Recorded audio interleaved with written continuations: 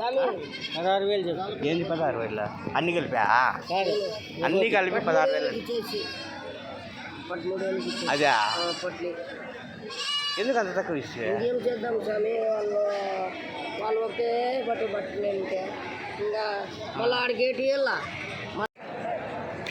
ఎట్లా చెప్తున్నా జత ఎంత చెప్పు స్వామి? 8,500 జత 8,500. కొంచెం పెద్దగా ఉండాలి అందుకోసం కదా. 8,500. ఓకేనా?